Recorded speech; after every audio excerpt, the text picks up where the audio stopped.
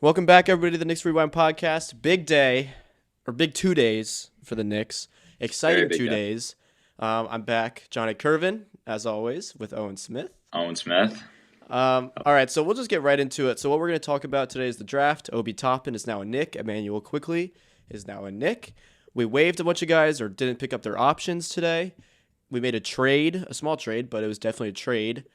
hmm And we'll talk about the offseason. Fred VanVleet. There's some Gordon Hayward rumors flying around, and we'll get right into it. All right, Yeah, we'll jump into it. Owen, you and I, when we did our mock draft months ago, what feels like months ago, which hmm and over the course of the past few months have not been too high on Obi Toppin, and that was one guy No. that you said you were always like, I don't like him. I don't want the Knicks to draft him. Yeah.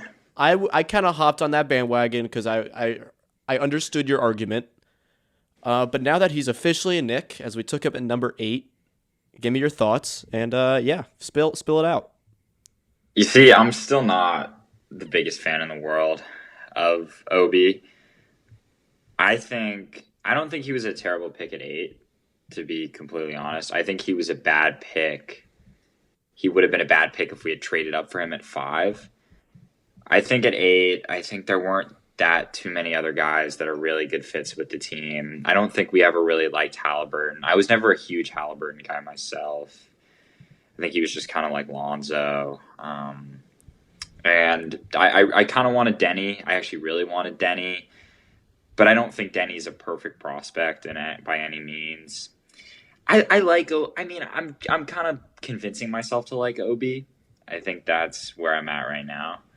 Yeah, I But mean, I'm yeah. kind of with you. So, in terms of fit, Denny probably is the least fit guy for this roster, just considering he can't really shoot. And that's the one thing I really look at in his game that won't fit with the Knicks right now. I wanted Yeah. Denny too. I think he's going to be a great player, and I think him falling to 9 is hmm pretty crazy.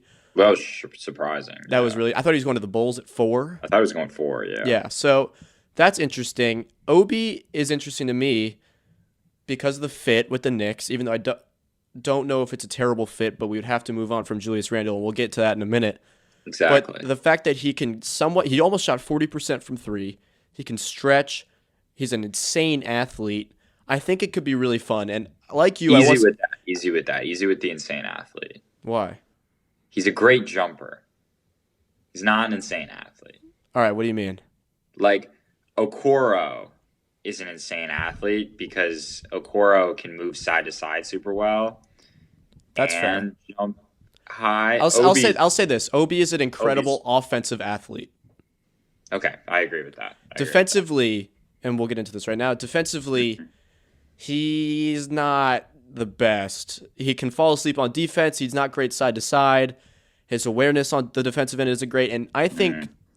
Thibodeau is genuinely the perfect coach for him coming into the league. I agree. I mean, I really hope that Tibbs can get him right. Tibbs didn't have much success with Wiggins or Towns. But I do think Obi, from what I've seen, has a better mindset Right.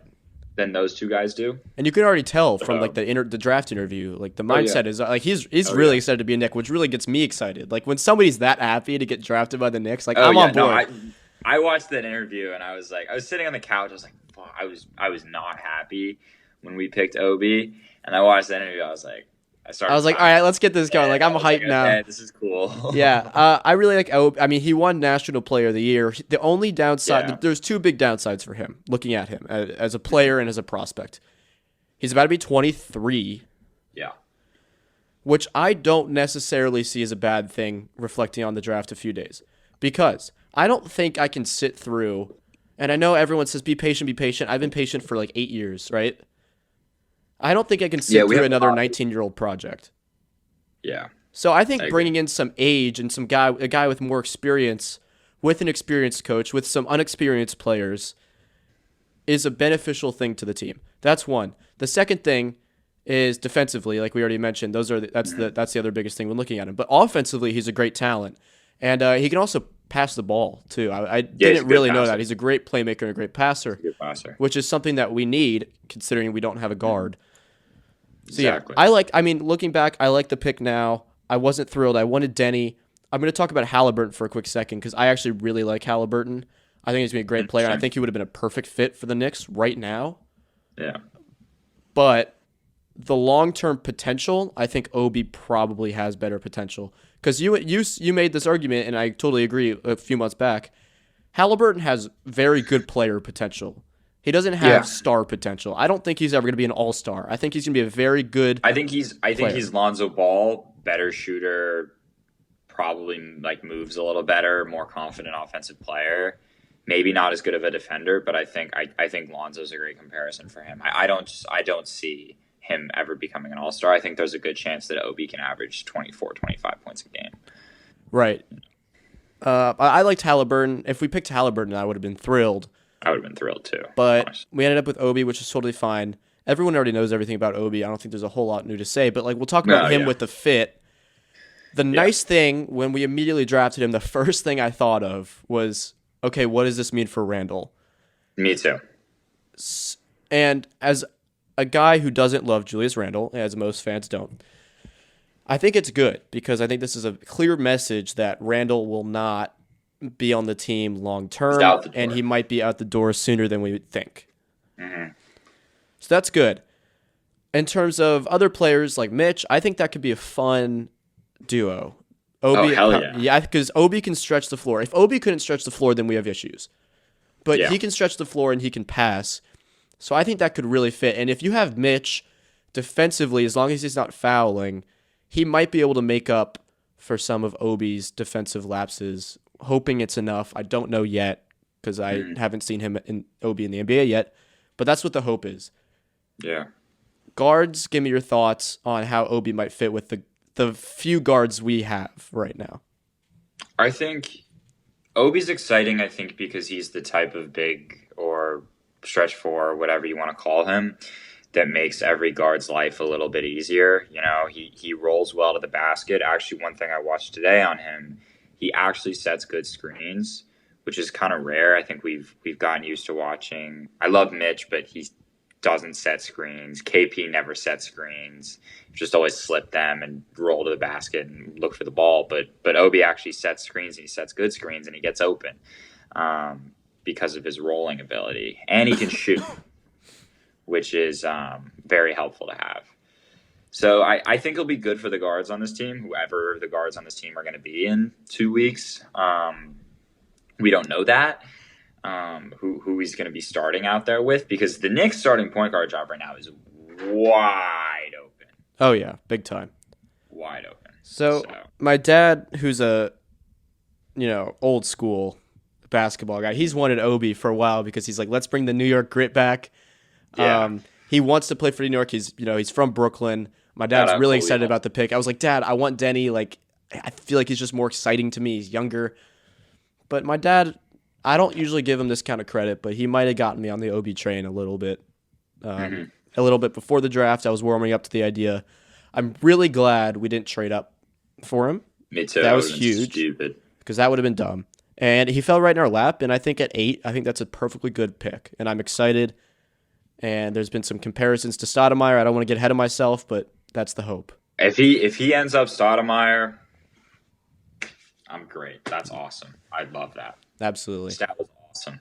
All right, so let's move on from Obi, and we'll talk about some of the moves we made today.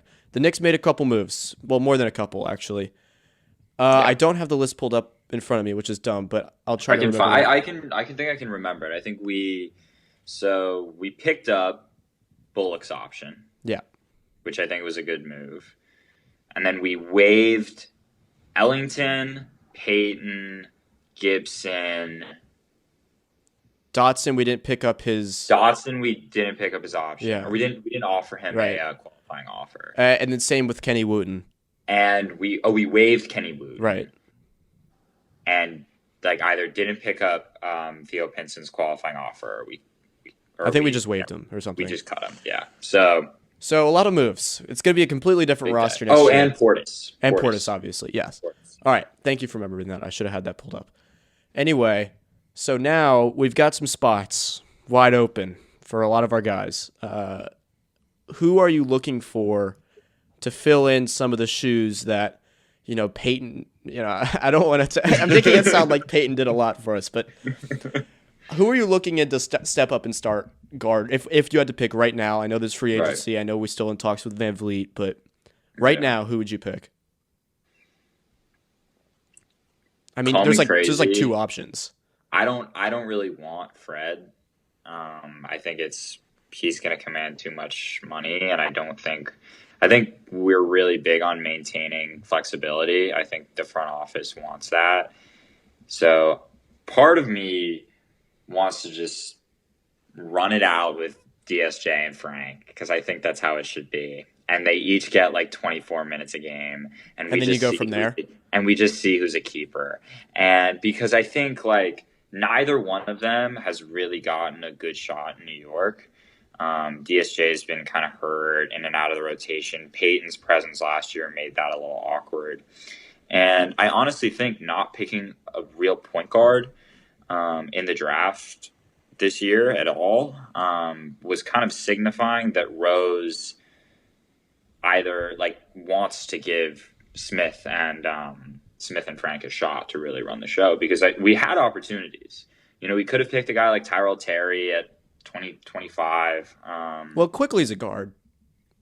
He's a guard, but he's not a lead. I don't think he brings the ball up.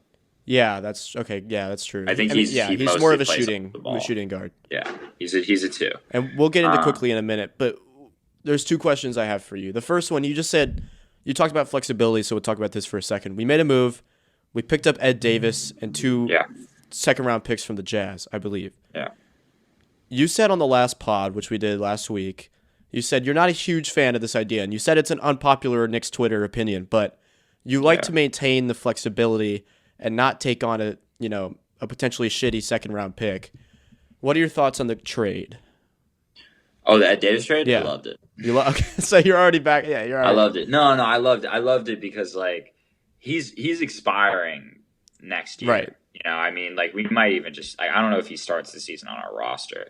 And we got back 2 second-round picks in a draft that could include high school players. The high school player, that's huge. I mean, right now we're slated to have 6 picks in that draft, 4 second-rounders and 2 first-rounders, which is huge. But yeah, I'm kind of getting back on the cap flexibility, or like not keeping the cap flexibility train, because all contracts end, but like getting more opportunities to pick really good players is big. Agreed. Yeah. And then the other question I had for you was, were you sad to see any of these guys go? And actually, I don't think we mentioned. I'm sad about one. We didn't mention him. I forgot. Dotson. Oh, yeah. Whole team, man. I was... Of course I'm sad. Yeah. No, I mean, I like Dotson as like a guy, and I like his whole team thing. I like following him on Twitter. He never got a fair shot. I was always Team Dotson. Macri tweeted this today and said that. Like, he never got a chance, ever. He never got real rotation minutes. Every time he played, I don't think he played amazing, but he always played okay. No, he played hard on defense. He sometimes hit some threes. Yeah. He was a good athlete. I am sad to see him go, because I saw some good things with him, but... Maybe behind the scenes, like in practice, he was terrible, and they just knew he would get exposed with real consistent minutes, but I never quite understood it. I never understood why he never got consistent minutes, or at least an opportunity. He really wasn't given a fair shot, and obviously, like you said, we don't know what happens behind the scenes, but it was sad to see him go. And then he posted on Twitter, #whole team out, and I was like, yeah, damn, that's I was like, I'll miss you. Like, but I don't see why you don't honestly keep a guy like Dotson. It's frustrating that we didn't. If we didn't even, like, why didn't we trade him when his value was higher for like a second round pick? I think Leon honestly, though, has like identified the guys he likes and the guys he doesn't, which is fine. Which, if you remember, though, Dotson was, I think, the last pick that Phil Jackson made as the president of the Knicks, which is pretty interesting. And you texted me this today, and now Frank is the longest tenured Knick. Shout out Frank, man. Shout out Frank, yeah. Our boy. So aside from Dotson, you're not sad to see anyone go. Even BP, even Elf. I mean, I love me some BP. Like, if we were like a 55-win team and BP would just come in for like 10 minutes a game and just chuck up shots, and every once in a while he'd go crazy, I'd love him. Like I love we were awful. Like we were just awful. We were so bad. Like I hated guys who I thought I'd love, like Morris and Portis, who I just didn't like that much last year, just because I thought they were taking up shots and time from younger players who needed it more. So no, I'm not sad. I will say one of the highlights of the season for me though was the game against the Bulls where he dropped like 34. 34, and won us crazy. the game, yeah. and it was so fun. And I'm gonna miss his crazy eyes, but I'm not gonna miss him taking threes. Ellington. Do you remember when we played the Nets? Yeah. And Ellington hit like 4 straight. 4 crazy threes. Yeah. No, I had some good moments with those guys. Knicks legends right there. BP. Exactly. Ellington. But no, I'm not sad to see them go. Just clearing up some cap. And that's a good segue. We're doing this quickly, which is cool. That's a segue into some off-season talk. So Fred VanVleet, we touched on. I'll give my input about Fred VanVleet in a minute. Then Gordon Hayward. So I'll start with VanVleet, then we'll talk Hayward, and then maybe like Russell Westbrook. Even should we hit quickly before? Yeah, let's hit quickly. Good idea. Look, nice. 90% free throw shooter, 92% free throw shooter. What's he from 3? Like 45? 42. Like that's great. Yeah. That's exactly what we need. He's not going to come in. He's not going to, get 8 assists. He's not going to come in. He's not going to play lockup defense. He's not going to – I don't think he's a guy who has potential to score like 25. No. Like ever score like 25 points a game. No, I like him. I think he's got a good-looking three-point stroke. I think he's going to come in, hit some shots, and space the floor, which has been like my emphasis for this offseason. Like, let's get some floor spacing. Like, let's let RJ, let's let Mitch, let's let these guys have real opportunities without Randall clogging the paint. I agree. And I think that's a great pickup. He's not going to start with day one. No.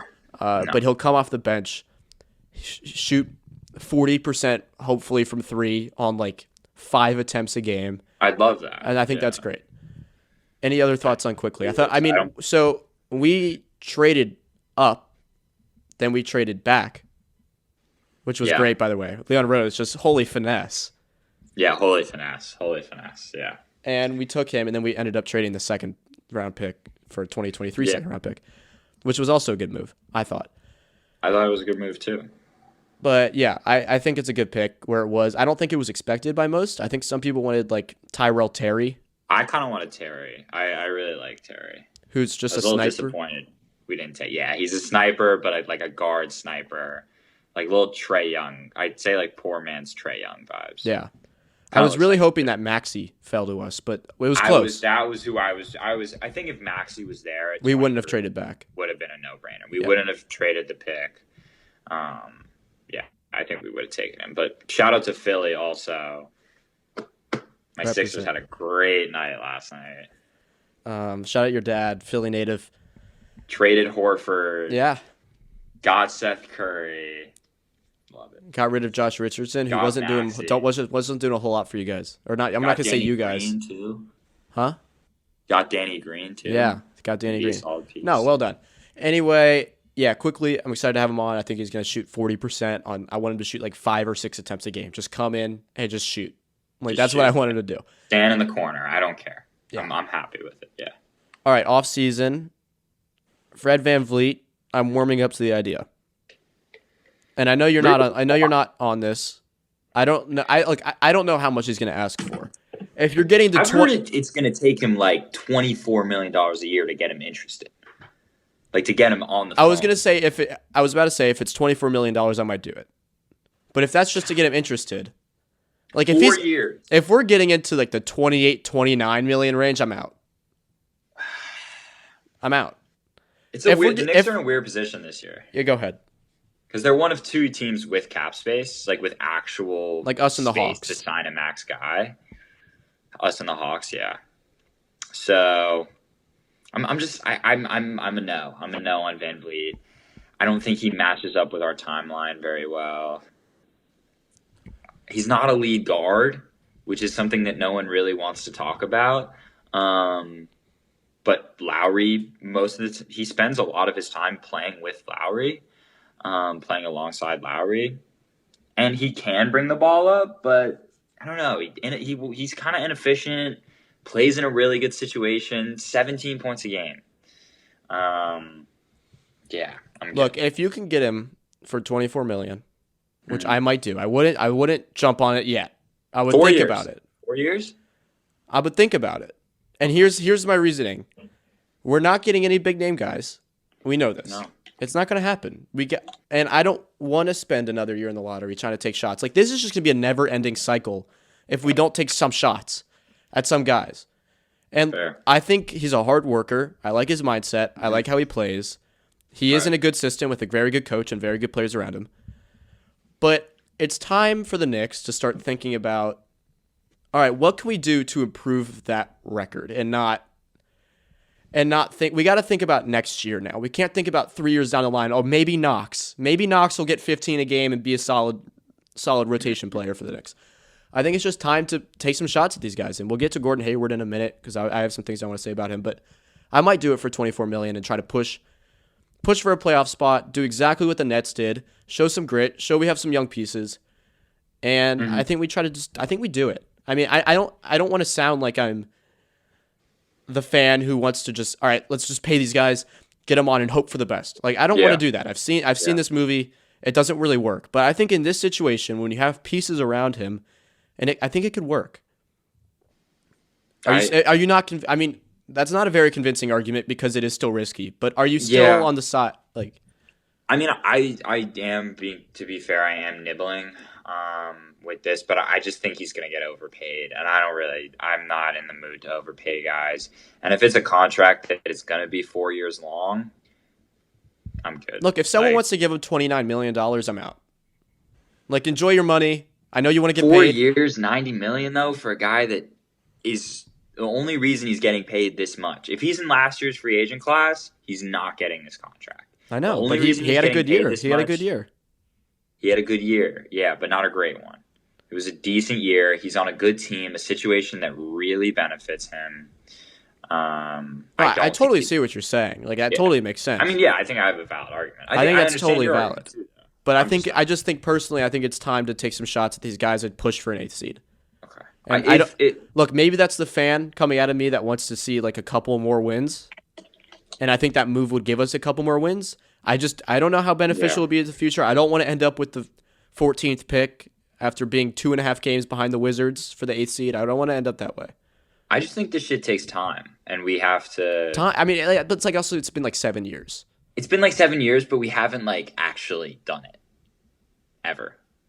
What does that mean? Like, we haven't actually committed to a rebuild. We never have. I know it's been like a half. It's been like a half. It's rebuild. Been half. We kind of nibbled, and then like as soon as we got the opportunity to get out of a rebuild as soon as possible and forget about our young players, we did that last summer when we traded our best young player for cap space. And we got to use the cap space on more than Elfrid Payton, right?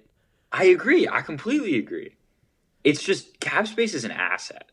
Right. And you don't want to get locked in for the next 4 years, which is fine. At a high price, because it's really nice to maintain. Also, we're going to have a ton of money next summer because Randall's deal is going to be done. All right, let's move on. I think the Hayward is more enticing. I think the Hayward is. I think it's more enticing. I think this gets really interesting. So he declined. What was it, like 34 mil? 34 million, yeah. Which like was kind of shocking to me, even like, but kind of not. Too. Because he's been rumored to do that for a while now. He's not going to get 34 million, obviously. So what's your price for him? And then we'll talk about the potential fit. Like, how much would you give him to be like, all right, like I'll give you this, you come here, and then what's your spot? Like, all right, if someone else offers him that, you're out. When are you stepping out? I think I'd be cool giving him any amount of money he wants for 2 years. 2 years? I don't know if he'll just want 2 years though. Might be closer to 3. Might be closer to 4. I would not go over 3. Worst bet I'd go is 2 years with like a team option for a third. I actually think he's on the upward trend again as a player after his injury. He actually played pretty well. No, he was playing well. He shot well and he fit. You know, granted he wasn't a great system, but he wants to go to a team. He wants to touch the ball more. No, exactly. I think he played on a team that he was probably the 4th offensive option, and he averaged 17 a game and was crazy efficient. I mean, I think he would be a great fit. I think he comes in, he can shoot. And the difference between him and Van Vliet, because, I mean, looking right now from the last years, they're pretty similar, like third, fourth options. Pretty consistent, good systems. The difference with Hayward is he's just proven. No, exactly. Hayward's proven. Well, since his injury, he hasn't obviously been the same player that he was before his injury. He looks like he's on the track back, which is encouraging. And this also the thing about Van Vliet is it looks like Van Vliet's going to command at least like around 4 years to sign him. I don't think Hayward will. That's why Hayward's enticing to me. We also, God love Kevin Knox, but we have a pretty big hole at wing. Yeah, big hole. But you also made the argument with Van Vliet about timelines. Hayward is 30. Yeah. So, and I agree with this that I don't know if I would go over 2 years, but I don't know if he will take a contract that's less. That's less 2 years. Yeah, it depends what his market is because I think Atlanta might throw him the bag. Atlanta would make a lot of sense for him. I think it would. I think Atlanta might be a better. But I also think New York might make a lot of sense for him too. Like he'll come in and be the number one guy. Yeah. And I wouldn't hate that. And I think RJ would really benefit from that. No, spacing, facilitator, veteran. Exactly. He's a guy who also doesn't make guys like RJ or young guys like fall asleep with the way he plays. I think he scores pretty efficiently. Like he scores quickly. He doesn't like ISO around, dribble. He shoots. Yeah. And takes good shots. I think he would be. I think he's a really good offensive. And he's a proven winner. Exactly. No. So I tweeted this earlier today, and it was like it was a 50-50 split. I tweeted, throw the bag at Van Vliet and Hayward, and push for the 8th seed. It was 50-50, hell yeah. The other 50 was nah, I'm chilling, let's keep the process. Would you do it? I said no. You said no. All right. Yeah. All right, let's hear it. As much as I gave that enticing offer for Hayward, I think this team I think if we can get Hayward on what I want my terms to be, which is a 1 or 2 year deal. For how much? 2 years for how much? I'd go $30 million a year. Okay. Because we're getting Randall off the books, and we'll still have some cap flexibility. I would go $30 million for 2 years as well. I wouldn't go $30 million 3 years. I wouldn't go there. I wouldn't either. But I don't think we're gonna get Van Vliet at the terms we want him. I think if you could get Van Vliet on a similar deal, I'd do it. But I think this team is still 1 or 2, at least probably around 2 years away from actually being decent. I think they could be decent this year if they sign Hayward, and we could get some advancement from RJ and Mitch, etc. But yeah, I think that we need to just trust the process. I need more time to think about it for my answer, but if I had to pick an answer right now, I might do it. I'm just saying, I might do it. It's a great draft next year too, man. Just a thought. We say this every year, man. We say we're going to end up with the 8th or 9th pick again if we keep the same team. And we might hit on it. We might hit on a Bam Adebayo, or we probably wouldn't pick another big. We might hit on a Tyler Hero. We might hit on another Knox. I mean, yeah, but what if Obi Toppin's awesome? If Obi Toppin's awesome, then I also don't know who's going to be terrible. Look, if Obi's awesome, and we don't throw the bag at Van Vliet and Hayward, I'm going to be pretty pissed. I mean, the lottery's a shit show. It has turned into an absolute shit show. I think that's the thing about it is I think we're probably not going to make the playoffs. So we have a chance. We have a good chance at the 8th pick. We have a good chance at the 1st pick. That's just how it is. The Timberwolves were bad, but they were the 4th or 5th best team in the league. The Pelicans were bad, but they were the 6th or 7th worst team in the league. Yeah, but we never get the 1st pick. You can't. Yeah, you can't look at next year and be like, all right, we have the 8th best. No, odds. that's the thing. That's Let's why hope. You can't tank anymore, man. Right, you can't tank. Yeah, which I think is better for the league, but it's also pretty rough for us Knicks fans. Of course, the first year that the new tanking rules were implemented was the year that they Zion and Ja, who are both awesome, and we had the worst team in the league. Away from those. I watched a bunch of RJ highlights today. I was like, okay. If he can hit shots, if he can make jump shots, he's going to be a stud. But deep insight right there. Yeah. Deep insight, right? Am I wrong? No, you're not wrong. I love RJ. I mean, I know you've never been a huge RJ guy. I still love RJ. I think in the right system, he's going to flourish. Yeah.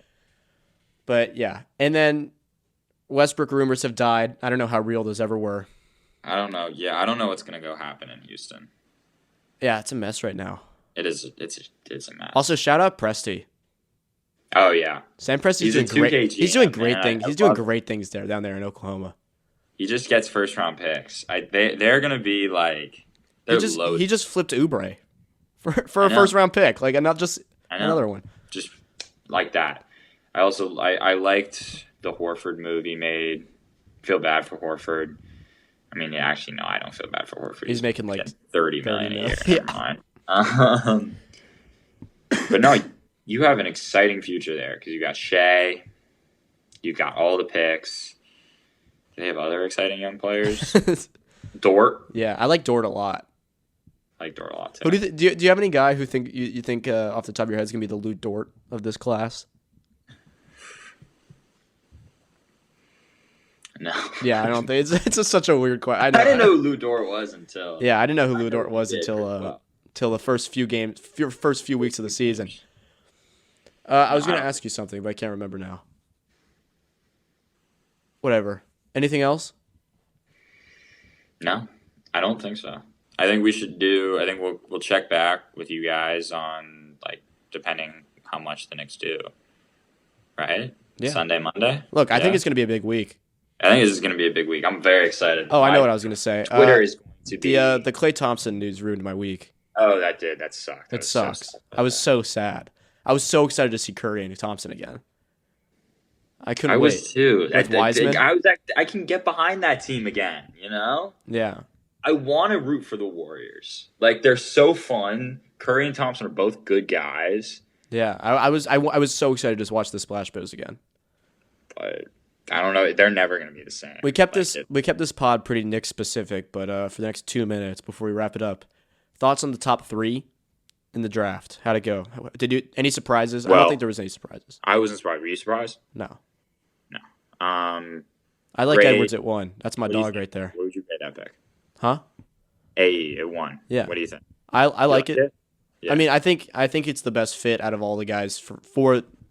I don't know if he's the best player in the class, but for terms of Timberwolves, I thought they were going to trade it. But in terms of Timberwolves fit, I think AE makes the most sense. Right. Wiseman was good too. I think Wiseman makes a lot of sense, and I think LaMelo makes a lot of sense for Charlotte. I don't think there's any surprise. Yeah, because I think they're in a position they just have to go best player available. I saw this on Reddit. It would be pretty awesome to have like a LeVar Jordan one-on-one game for charity. I would definitely tune in. I would too. I mean, I think it's hilarious. Like I would pay to watch that. That's where Melo ended up. Yeah, I think it's hilarious. And I'm kind of glad that he didn't end up in a massive market because I didn't want to see it all over my Twitter feed and Instagram feed. Yeah, I agree. I mean, I thought it would have been fun. I think it would have been fun if he was a Knick, but that wasn't going to happen. Yeah, I mean, he kind of gets. I think he gets a chance to like actually play. No, he's going to play, and he's not going to have he's not always going to have the spotlight on him. Like Charlotte's not going to have very many ESPN games this year. Right. So I mean, he'll be able to do his thing, and I think he's going to be a good player. I like LaMelo. I like LaMelo. I don't love him. I don't love any of these prospects, but I like him. I don't think there is a prospect that you can love in this draft class. Except for Obi, baby. Come on. Get on the train. Yeah, I'm on the train. I have to be. All right. Anything else? Follow the Twitter at Knicks Rewind Pod. You know what to do. Instagram. We haven't posted on Instagram in months, man. It's been a while. But we're active on Twitter at least. We're getting back active on Twitter. We're back, guys. We've been back on Twitter.